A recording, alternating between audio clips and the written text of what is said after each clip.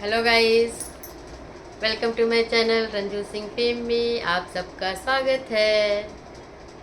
तो फिर हम लोग आ गए हैं, मिल रहे हैं या आपके लिए एक नई चीज़, नई जानकारी मेरी तरफ से जाने वाली है। और गाइस वो जानकारी ये है कि देखिए, बहुत से धर्म ग्रंथों में हमने सुना है कि ये नियम पालन करो, वो नियम पालन करो, ठीक है। वो बिल्कुल एक लिमिट तक, कोई भी चीज़ एक बैलेंस तक होती है कि जिसमें बहुत मन को नहीं रोकना होता है। अच्छे काम करने चाहिए जो एक मनुष्य की रिक्वायरमेंट है, बेसिक रिक्वायरमेंट, चाहे वो इमोशन हो, सेक्स हो, या भोजन हो, या सेवा हो। ये कुछ बेसिक जो चीज़ें हैं इंसानों में होती है। लेकिन बहुत से ऐसे धर्म ग्रंथ हैं और बहुत से ऐसे नियम, खास करके एक ब्रह्मा कुमारी का जो नियम है कि रिलेशनशिप में नहीं रहना है, मतलब हस्बैंड वाइफ के रिश्ते को लोग थोड़ा सा अलग मोड़ दे देते हैं। तो मुझे लगता है कि इस तरह के जो लोग देवी देवता बनते हैं और इस तरह के जो नियम को जो लोग फॉलो करते हैं गाइस, मुझे लगता है कि जो नेक्स्ट बर्थ इनका होता होगा, क्योंकि ये लोग अगले बर्थ की ही तैयारी कर रहे हैं। इनके कहने का मतलब है कि इस जन्म में हम तपस्या कर लेंगे, मतलब हर चीज़ को छोड़ देंगे, सिर्फ सेवा भाव रखेंगे, प्रेम रखेंगे, तो हमारा अगला बर्थ अच्छा होगा। तो गाइस ये तो बात सही है कि संस्कार हमारा जाता है, जो भी हम इस प्रेजेंट टाइम में हम कर रहे हैं, जिस तरह का हमारा थॉट होगा, जिस तरह का हमारा माइंड होगा, जिस तरह से हम काम कर रहे होंगे, जिस चीज़ों को हम ग्रैप्स कर रहे होंगे, अपने अंदर ले रहे होंगे, वो चीज़ हमारे संस्कार में बन जाता है। बिल्कुल सही बात है गाइस। लेकिन जो चीज़ संस्कार में बन जाता है वो बिल्कुल होता है, ये प्रकृति वही देती है जो आप चाहते हैं प्रकृति से। तो क्या ही बोले, पीछे ये रह गया।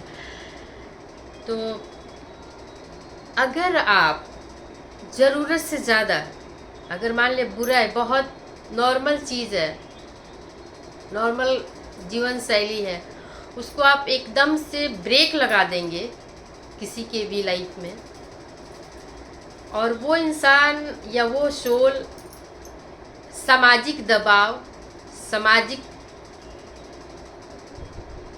शर्म के मारे कि बेइज्जती ना हो जाए, इस वजह से कोई चीज़ को अगर रोक रहा है धर्म में आकर के, नॉर्मल में है, अगर गृहस्थ जीवन में है तो नॉर्मल 19-20 करता रहता है। लेकिन अगर वो धर्म के मार्ग पे इतनी सख्ती से चलता है, तो अगर वो अपनी मर्जी से चल रहा है गाइस, तो कोई दिक्कत नहीं है, फिर उसका संस्कार अच्छा बनेगा। लेकिन उसी में कुछ लोग ऐसे हैं कि एक बार किसी भी धर्म को या ऐसी संस्था को मानने लगे हैं और बाद में जा कर के उनका मन कुंठित होता है, अफसोस होता है कि नहीं, हमें ये नहीं मानना है, हमें दिक्कत हो रही है। कुछ ऐसे उनके डिज़ायर्स होते हैं जो फुलफ़िल नहीं होते हैं, वो डिज़ायर उनकी नेक्स्ट बर्थ में जा कर के, मतलब वो इम्पॉर्टेंट हो जाता है। देखिए, मैं आपको एक छोटा सा उदाहरण दे रही हूँ। जैसे, क्योंकि किसी न किसी धर्म से रिलेटेड ही हम उदाहरण देंगे ना, जहाँ हमें सिखाया जाता है कि ये बहुत अच्छी चीज़ है, आप लोग करो, हम वहीं से एग्ज़ाम्पल लेंगे ना। तो मेरा एग्ज़ाम्पल ये है कि ब्रह्मा कुमारी जैसे एक अच्छी संस्था है, अच्छी शिक्षा देती है, सब कुछ अच्छा है। अभी उनका जीवन काफ़ी रईसियत से भरा हुआ है, एक से एक गाड़ियों में, एक से एक हॉल है, एक से एक बिल्डिंग्स है उनकी, हर कुछ बहुत रईस है, रॉयल है। लेकिन रोक क्या चीज़ पे है? फिजिकल रिलेशनशिप, मीन्स कि हस्बैंड वाइफ टाइप के रिलेशनशिप को उन्होंने बिल्कुल स्टॉप कर रखा है कि नहीं होना चाहिए। ये उनका मेन होता है ना कि रूट है। ठीक है गैस, बिल्कुल हम उनके ही कहे अनुसार हम बात करते हैं और उन्हीं के कहे अनुसार हम एग्जाम्पल भी देंगे। देखिए, वो कहते हैं कि जो ब्रह्मा बाबा हैं वो कृष्ण बनेंगे, ठीक है। तो कृष्ण बनेंगे, उस समय की जो स्टोरी गाई जाती है, बेशक उसको चाहे जिस रूप में लोग घुमा दें, लेकिन उस समय बहुपत्नियों की प्रथा शुरू हो गई थी। कहने को प्रेम था, लेकिन क्या वो निस्वार्थ प्रेम था? अगर प्रेम था तो पति पत्नी के रिश्ते का नाम देकर के ही वो प्रेम को रखा जा सकता था। प्रेमी प्रेमिका का ही नाम देकर के उसको रिश्ते को रखा जा सकता था। इस जन्म में अगर आप सभी भाई बहन हैं तो फिर आप कृष्ण अवतार जब कह रहे हैं कि कृष्ण अवतार होगा तो उसमें सब गोप गोपी बनेंगे, तो गोपियों ने तो कृष्ण को प्यार किया था ना। तो एक इंसान इतनी सारी लेडीज से प्यार क्यों खोज रहा है, उसका इंतज़ार क्यों कर रहा है अगले बर्थ में? वो डिज़ायर रह जाती है फीमेल से प्यार पाने की। अब वो उसको चाहे शुद्ध प्रेम कह ले, विशुद्ध प्रेम कह ले, अशुद्ध प्रेम कह ले, जो भी है, वो कोई देखने नहीं गया है। अगर आप प्रेम सागर उठा के पढ़ेंगे, कृष्ण लीला उठा के पढ़ेंगे, कोई भी स्टोरी पढ़ेंगे, तो इसमें ये सारी चीज़ें हैं। तो मेरा ये मानना है कि गाइस, मैंने एग्जाम्पल दिया कि उस समय सभी के पास सब कुछ था, लेकिन औरतों के लिए कितनी लड़ाइयाँ हुआ करती थी।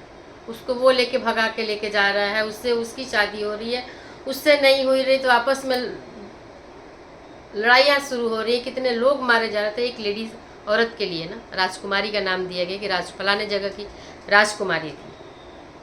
तो कहीं ना कहीं जो लोग जितने बड़े तपस्या में इस समय है, उनके पास जितनी आज के टाइम में रॉयल्टी है, नेक्स्ट बर्थ में भी वो मान लीजिए उनकी रॉयल्टी उनको मिलती है, तो कमी जिस चीज़ की होती है वो फुलफिल होती है नेक्स्ट बर्थ में। तो जो डिज़ायर को आप स्वयं से नहीं छोड़ेंगे, अपने आप नहीं छूटेगी, ज़बरदस्ती छोड़ेंगे तो वो छूटती नहीं है, दबी रहती है। जब उसको समय मिलेगा इस जन्म में, अगले जन्म में, उसके अगले जन्म में गाइस, तो वो डिज़ायर सबसे बड़े रूप में उभरती है।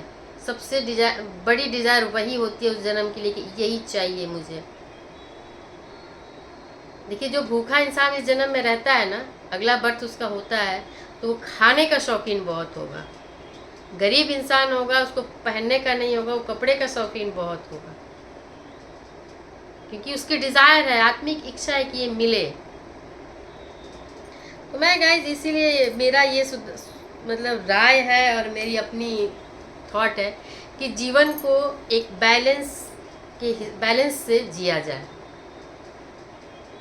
बैलेंस करके, ना ही किसी चीज़ में अतिशयोक्ति हो कि हम हद पार कर दें किसी चीज़ को मिल रहा है या है तो, या किसी चीज़ को इतना ना अपने आप को रोक दें कि हमारा कभी अगला बर्थ हो। देखिए, जो लोग बर्थ मानते हो उनके लिए भी ये है, जो लोग नहीं मानते हैं उनके लिए। मान लीजिए आप कह रहे हैं कि हम नहीं मानते हैं, आपके मानने से बर्थ होगा या नहीं होगा ऐसा तो नहीं होगा।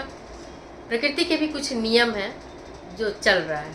मान लीजिए नहीं हो रहा, तब तो कोई बात ही नहीं। अगर होता होगा तो आपके साथ क्या होगा, जिसकी तैयारी आपने नहीं की है, जिसके बारे में आपने सोचा नहीं है।